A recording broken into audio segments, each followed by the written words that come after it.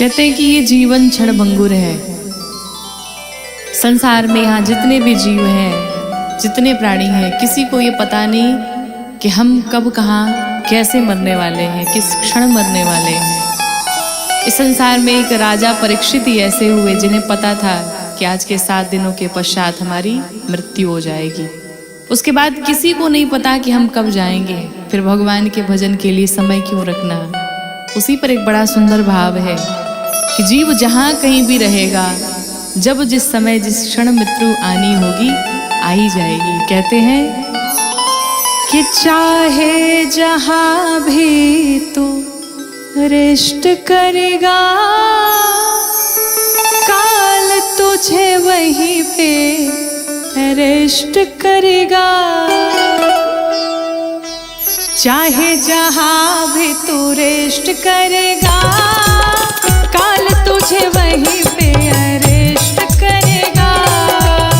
चाहे जहाँ भी तू रेस्ट करेगा, काल तुझे वहीं पे अरेस्ट करेगा। चाहे जहाँ भी तू रेस्ट करेगा, काल तुझे वहीं पे अरेस्ट करेगा। चाहे जहाँ भी तू रेस्ट करेगा, काल तुझे वहीं पे अरेस्ट करेगा।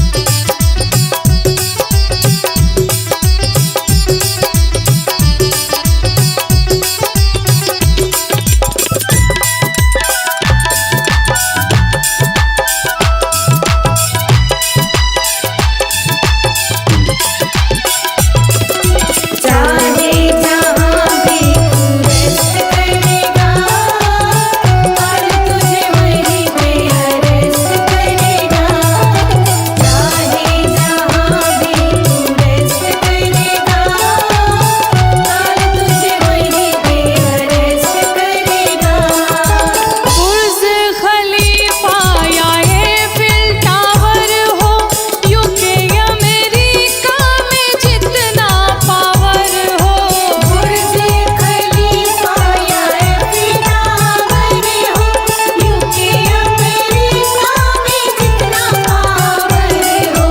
बुर्ज खलीफा या एफिल टावर हो, यूके अमेरिका में जितना पावर हो। बुर्ज खलीफा या एफिल टावर हो, यूके अमेरिका में जितना पावर हो। और भले ही लंदन में 7 मंजिला घर हो, लेकिन कहते हैं चाहे जहाँ तू इन्वेस्ट करेगा, काल तुझे वहीं पे अरेस्ट करेगा। चाहे जहाँ भी तू रेस्ट करेगा, काल तुझे वहीं पे अरेस्ट करेगा। चाहे जहाँ भी तू रेस्ट करेगा, काल तुझे वहीं पे अरेस्ट करेगा।